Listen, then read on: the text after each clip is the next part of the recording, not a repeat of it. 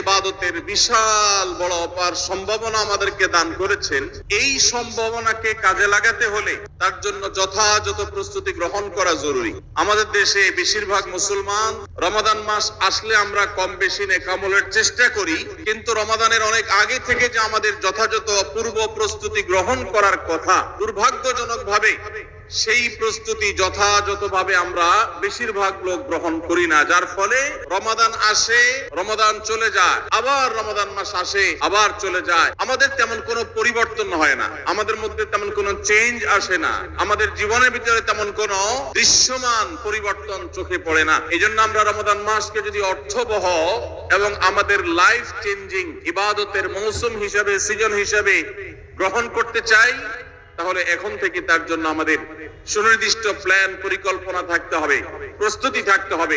আল্লাহ রাব্বুল আলামিন আমাদের সবাইকে সেই তৌফিক দান করুন। যেই প্রস্তুতিগুলো লাগবে, 11টি প্রস্তুতি, যেগুলো আমাদের রমজানকে সার্থক করতে পারে ইনশাআল্লাহ, তার মধ্যে সর্বপ্রথম যে প্রস্তুতিটি দরকার সেটি হলো রমজান মাস শুরু হওয়ার আগে থেকেই, যথেষ্ট আগে থেকেই তওবা এবং ইস্তেগফার করতে হবে। কি করতে হবে ভাই? তওবা ইস্তেগফার কেন করবেন? তওবা ইস্তেগফার তো সারা বছরের রুটিন আমল। রমাদানকে কেন্দ্র করে রমজান মাসকে যদি আপনি সঠিকভাবে ব্যবহার করতে চান, তাহলে কেন আপনাকে তওবা ইস্তেগফার করতে হবে? কারণ হলো তওবা এবং ইস্তেগফার এর মাধ্যমে আমরা আল্লাহর রহমতের উপযুক্ত হব। মক্কার মসজিদুল হারামের ইমাম শেখ আব্দুর রহমান আস-সুদাইস হাফিজাহুল্লাহ, তার কাছে সৌদি আরবের কিছু যুবকরা এসেছিলেন। এসে বললেন, শেখ, প্রতি বছর রমজান আসলেই আমরা অনেক প্ল্যান প্রোগ্রাম করি, অনেক কোরআন খতম দিব, অনেক নেকামল করব, দোয়া রোজাদারি করব, দান সাদাকা করব। দুর্ভাগ্যজনক ভাবে সেটা আমাদের আর রমজান মাসে করা হয় না। আফসোস করতে করতে রমজান মাস পার হয়ে যায়। আপনি আমাদেরকে পরামর্শ দিন, কেন আমাদের প্রতি বছর জীবনে রমজান আসে অথচ সেটা সঠিক ব্যবহার করতে পারি না? তখন শেখ সুদাইস তাদেরকে বলেছিলেন, রমাদান মাসে ইবাদত বন্দেগী করতে পারা এটা আল্লাহর নেয়ামত, এটা আল্লাহর অনুগ্রহ, এটা আল্লাহর রহমত। যে রমজান পেয়েও ইবাদত করতে পারলো না, সে তো হতভাগা, কপাল পোড়া। এই হতভাগ্যের কাতারে সাধারণত সেই মানুষগুলোই পড়ে যারা আল্লাহর রহমতের উপযুক্ত না। আমরা নানাবিধ অপরাধে, নানাবিধ গুনাহ করে, নানাবিধ নাফরমানি করে আল্লাহর রহমতের উপযুক্ততা আমরা হারিয়ে ফেলেছি, যার কারণে রমজানের ইবাদতের তৌফিক হয় না। এই জন্য তিনি তাদেরকে নসিহা করেছিলেন যে আমি তোমাদেরকে উপদেশ দিচ্ছি, রমজান আসার আগে থেকেই আগের যে সমস্ত গুনাহ খাতা হয়েছে, যে সমস্ত নাফরমানি হয়েছে, আল্লাহর অবাধ্যতা হয়েছে, সেগুলোর জন্য চোখের পানি ফেলে রোনাজারি করে আল্লাহর কাছে ক্ষমা চাও। আল্লাহর কাছে ক্ষমা চেয়ে যদি আগের সবগুলোকে ভ্যানিশ করতে পারো, তাহলে আল্লাহর কাছে রহমতের উপযুক্ত হবে। বিষয়টা অনেকটা হালখাতার মতো। আপনার আগের দেনা দায় সব যখন পরিশোধ করে দিয়েছেন, নতুন করে আবার আপনি ধার করার, বাকিতে নেওয়ার উপযুক্ততা আপনার অর্জন হবে। ঠিক একই ভাবে আমাদের নানা নাফরমানের কারণে আল্লাহর রহমত থেকে আমরা দূরে সরে গেছি। লানত অর্থাৎ রহমত থেকে দূরে সরে যাওয়া, এটার উপযুক্ত হয়ে গেছি অনেকে। এই জন্য ভাইরা, এখন থেকে রমাদানের প্রস্তুতির নিয়তে আল্লাহর কাছে তওবা করা, গুনাহ মাফ চাওয়া, ইস্তিগফার করা, জীবন পরিবর্তন করবার সংকল্প করা, এটা হবে আমাদের রমাদানের প্রথম প্রস্তুতি। চেষ্টা করব তো ইনশাআল্লাহ। প্রতিদিন যখনই তৌফিক হয় আল্লাহর সাথে একটু কথা বলবেন, আল্লাহ আমার সমস্ত গুনাহগুলো মাফ করে দিন, আমার নাফরমানি মাফ করে দিন, আমাকে আপনি ক্ষমা করে দিন। আমি যদি আপনার রহমতের জন্য কোনো কারণে অনুপযুক্ত হয়ে যাই, আমার কোনো বদবখতির কারণে, আমার কোনো কৃতকর্মের কারণে, তো আপনি সেগুলো মাফ করে দিন। এই যে দোয়া, এই দোয়া আপনাকে রমাদানে আল্লাহর ইবাদত বন্দেগী করার, আল্লাহর কাছে রোনাজারি করার, আল্লাহর কাছে ভালো আমল নিবেদন করার যে তৌফিক, এটার উপযুক্ত করে দিবে ইনশাআল্লাহ। তাহলে রমাদানের প্রস্তুতির প্রথমটি আমরা পেয়ে গেলাম, সেটা হলো আগের গুনাহ খাতাগুলো থেকে ইস্তিগফার করা, তওবা করা, ফিরে আসা। এর মধ্য দিয়ে রমাদানে ইবাদতের জন্য নিজেকে প্রস্তুত করব ইনশাআল্লাহ। চেষ্টা করা যাবে না ইনশাআল্লাহ। নাম্বার 2,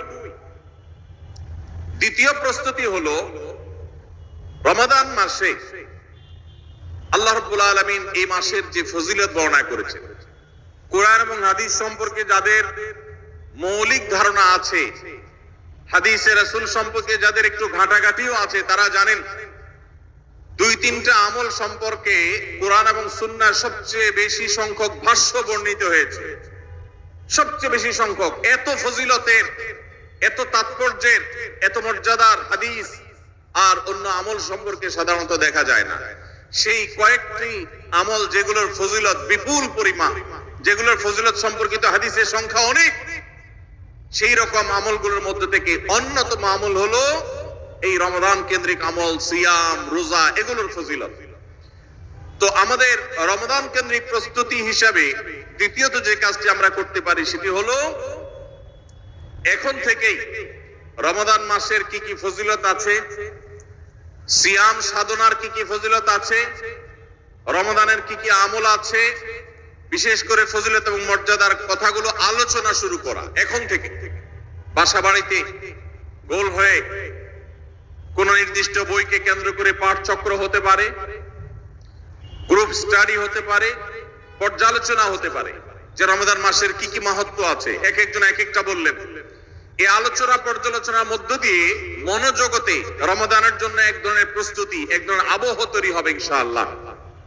এই জন্য দ্বিতীয় প্রস্তুতি হিসাবে আমরা এই কাজটি ইনশাআল্লাহ করব, সেটা হলো রমজানের ফজিলত, রমজানের মর্যাদা, সিয়ামের ফজিলত, অন্যান্য আমলের উপকারিতা, সেগুলো নিয়ে আমরা বেশি বেশি পর্যালোচনা করব। যত বেশি আপনি আগে থেকে পর্যালোচনা করবেন, রমজানের প্রতি আপনার তৃষ্ণা, সিয়াম সাধনার প্রতি আপনার ভেতরে আকাঙ্ক্ষা, প্রত্যাশা এবং প্রতীক্ষা, এটা আপনার মধ্যে বাড়তে থাকবে এবং রমজানের প্রতিটা মিনিটকে কাজে লাগাবার জন্য তাগাদা আপনার ভিতরে অনুভব হবে ইনশাআল্লাহ। নাম্বার 3, তৃতীয় প্রস্তুতি হলো আমাদেরকে প্রতিজ্ঞা করতে হবে এই রমাদানে আমরা নেকামল করবই করব এবং কোন আমল, কোন ভালো কাজ, কোন সুন্নাহ এটা করার ব্যাপারে কোন প্রকার অলসতা করব না। কারণ ভাইরা আমার, রমজান মাস পেয়েও যদি আল্লাহর কাছে কেউ ক্ষমা না পায়, একটা প্রসিদ্ধ হাদিস আপনারা সবাই কম বেশি শুনেছেন যে নবী সাল্লাল্লাহু আলাইহি সাল্লামের কাছে জিবরিল এসেছে, এসে বলেছেন বাউদা মান আদরাকা রমাদান ফালাম ইগফার লাহ, যে ব্যক্তি রমজান পেয়েছে অথচ রমজানের এই বিশাল সুবর্ণ সুযোগকে কাজে লাগিয়ে সে তার জীবনের সব গুনাহগুলো মাফ করাইতে পারে নাই, সে আল্লাহর কাছ থেকে মাগফিরাত আদায় করে নিতে পারে নাই, সে জাহান্নাম থেকে মুক্ত এই ঘোষণা সে আদায় করতে পারে নাই, অথচ সে রমজান মাস পেয়েছে, এর চাইতে হতভাগা আর কে হতে পারে? তা সে ধ্বংস হোক, এই বদদুআয় নবী সাল্লাল্লাহু আলাইহি সাল্লাম আমিন বলে সমর্থন জানিয়েছেন, সায় দিয়েছেন। এজন্য ভাইরা, রমজান মাস এসেছে কিন্তু আমল ইবাদত হয় নাই, রমজান মাস এসেছে আবার চলে গেছে কিন্তু আমার গুনাহ আল্লাহর কাছ থেকে মাফ করাতে পেরেছি বলে আমার বুক সায় দেয় না, তাহলে এর চাইতে বড় হতভাগা, এর চাইতে বড় কপাল পোড়ার কেউ হতে পারে না। রমজানের আমল ইবাদত, রমজানের নেক আমল, রমজানের দোয়া, রমজান মাসের চোখের পানি ফেলা, এটা ভাইরা শুধুমাত্র নিজের প্রেরণার জায়গা থেকে শুধুমাত্র সব আহরণের জন্যই নয়। এটা যদি না করি তাহলে জিবরিলের বদদুয়া, নবীজি সাল্লাল্লাহু আলাইহি সাল্লামের বদদুয়া, আল্লাহর পক্ষ থেকে ধ্বংস হওয়ার পরোয়ানা, এগুলো অনিবার্য হয়ে যাবে। এই কথা চিন্তা করে এখন থেকে রমাদান কেন্দ্রিক প্রস্তুতির অংশ হিসাবে আমাদেরকে প্রতিজ্ঞা করতে হবে, এইবারের রমাদানের প্রতিটা দিন আমি আল্লাহর কাছে চোখের পানি ফেলে একটা নির্দিষ্ট সময় কান্নাকাটি করব, আমার গুনাহ খাতাগুলোকে মাফ করার নামে জাহান্নামীদের তালিকা আমার নাম যদি কোনো কারণে যেয়ে থাকে, আমি এমন ভাবে রোনাজারি করব, এমন ভাবে ইস্তেগফার করব, এমন ভাবে চোখের পানি ফেলবো, একান্ত নীরবে আল্লাহর সাথে কথা বলবো যেন আমার সমস্ত গুনাহগুলো মাফ হয়, জাহান্নামীদের তালিকা থেকে যেন আমার নাম কেটে যায়।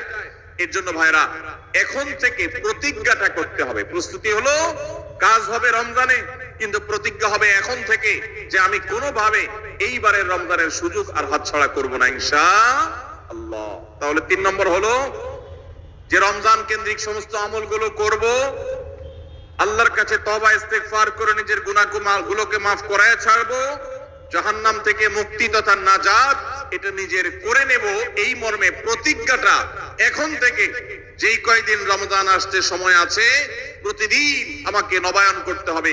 প্রতিজ্ঞা আজকেরটা যেভাবে হবে কালকেরটা আরো স্ট্রং হবে, তারপরের দিন আরো স্ট্রং হবে। প্রতিদিন আমি স্বপ্ন লালন করব কবে রমজান শুরু হবে, আর আমি আল্লাহ রাব্বুল আলামিনের কাছে রমজানের এই সমস্ত ইস্তেগফার, তওবা, আমল এগুলোকে নিবেদন করতে থাকবো। চেষ্টা করা যাবে না ইনশাআল্লাহ?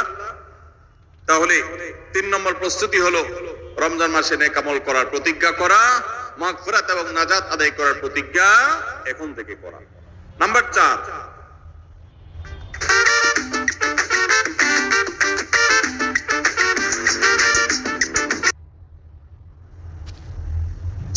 যে প্রস্তুতিটা আমাদের নিতে হবে সেটা হলো, যদি আগের রমজানের কোন রোজা কারোর কাজা থাকে, এই রমজান আসার আগে আগে শাবান মাসের মধ্যেই সেই কাজাগুলো আদায় করে ফেলা উচিত। আম্মা জান আয়েশা রাদিয়াল্লাহু তাআলা আনহা বলেছেন যে নারী হিসাবে রমজান মাসে যে কয়েকটা রোজা ভাঙতি পড়ে, নবীজি সাল্লাল্লাহু আলাইহি সাল্লাম রমজান পরে পুরো সময়টা তার কাছে থাকার কারণে তিনি সেই রোজাগুলো রাখার সুযোগ সেভাবে পেতেন না। স্বামীর হকের কথা মাথায় রেখে রোজাগুলো রাখতেন না, এবং শাবান মাস আসলে নবীজি সাল্লাল্লাহু আলাইহি সাল্লাম নিজেও বেশি বেশি নফল রোজা রাখতেন। ওই সুযোগে মা আয়েশা রাদিয়াল্লাহু তাআলা আনহা বলেছেন যে তিনিও তার রমজানের বাকি রোজা যেগুলো ছিল ভাঙতি রোজা সেগুলো তিনি রেখে ফেলতেন। এই হাদিস থেকে বোঝা যায় রমজানের রোজা যদি কারোর কাজা হয়, পুরুষদের অসুস্থতার কারণে হতে পারে, মা বোনদের মাসিকের কারণে হতে পারে, তাহলে সেই রোজা যত দ্রুত সম্ভব আমরা কাজা করে ফেলবো। এবং সেই কাজা করতে যদি কোনো কারণে, যৌক্তিক কারণে বা যে কোনো কারণে যদি বিলম্ব হয়, তাহলে এই বছরের আসন্ন রমজানের প্রস্তুতির অংশ হিসাবে আগের রমজানের কোনো ভাঙতি রোজা থাকলে সেগুলো সব রেখে কাজা করে সম্পূর্ণভাবে এই রোজার জন্য প্রস্তুত হবে। এটা হলো 4 নম্বর প্রস্তুতি। নাম্বার 5 নম্বরের রমজানের প্রস্তুতি হলো, আল্লাহ রাব্বুল আলামিনের কিছু সাধারণ ক্ষমা আছে, কমন ক্ষমা।